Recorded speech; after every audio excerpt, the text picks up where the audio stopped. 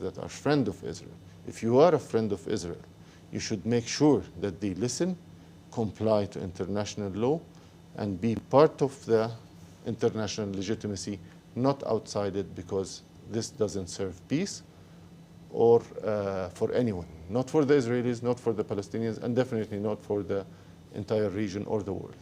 And I've had the ambassador, you've said this before, that the international community didn't pay attention on the part of your civilians when they were being injured and killed. But here we are now. Do you have any sense that there is a change of attitude or sentiments in the world in order to resolve these questions, at least hear your point of view? First of all, then we have to divide the answer into two levels. On the official government's level, no, we have seen a very considerable number of governments speaking very vocally on this matter.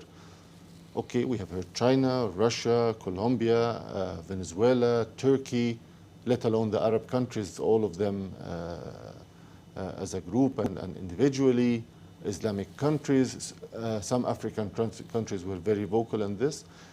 And what they all had in common in their positions is that our failure to end the conflict according to international law has brought us to this day. And they are calling for an end of this impunity and making sure that this conflict is ended according to international law within the scope of the United Nations Security Council. So all of these governments have come to that conclusion.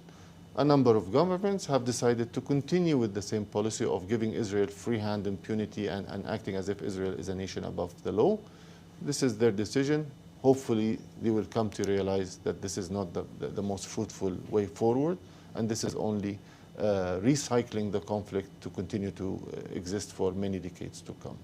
Now, on the people's level around the world, no, now there is a lot of awareness. We are seeing now everybody very much exposed to first-hand information, not being filtered through confined media outlets or so. And I think the example of the decapitation of Israeli babies, for example, is a very good example that is here. We have seen some Western media outlets speaking about decapitation. The US president has mentioned it in his remarks, and then the White House has retracted that statement, saying that no evidence or no footage of that was ever seen. CNN reporter, the one that has announced it, came out to say that I have not seen any images firsthand, and therefore what I have reported was not professionally accurate. So basically, people are seeing there firsthand all the events that are taking place and making their own conclusion. And we have seen in the world demonstrations going in the street in support for ending this genocide and the bombardment of Gaza.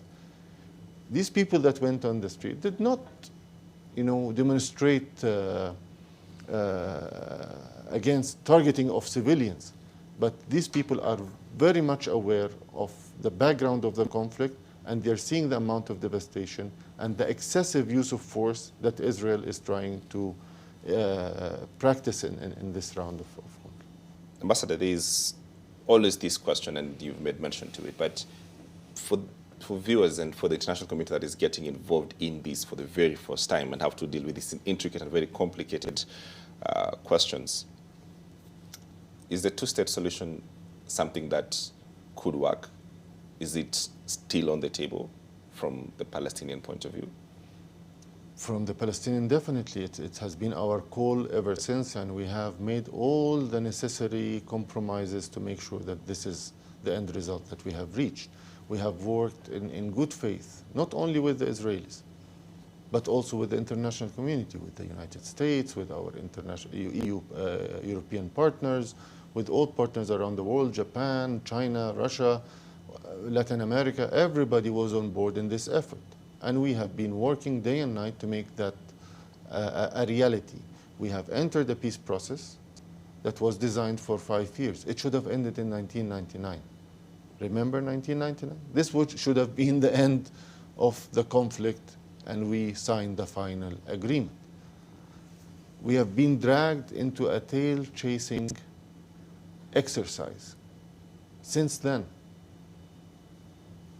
This is why we are here today, because of that tail-chasing exercise and this level of impunity and free hand of Israel to continue its occupation in defiance to international law, something that could have ended in 1999 and which we, until now, are still committed to.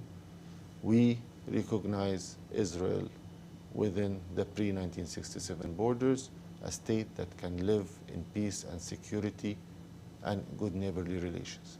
This commitment has been made then and stands until this day, and our government and our leaders have been working for that purpose day and night in cooperation with all our regional partners and the international partners.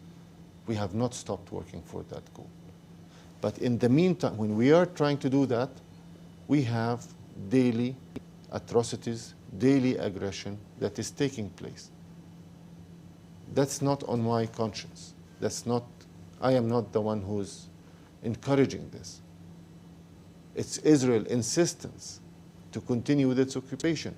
And for the viewers, the current leadership in Israel has made it their plan, their electoral plan, and they said it openly in front of TVs, and it's, please, if you want to search it, go to YouTube, go to the Israeli media itself. They did not shy away.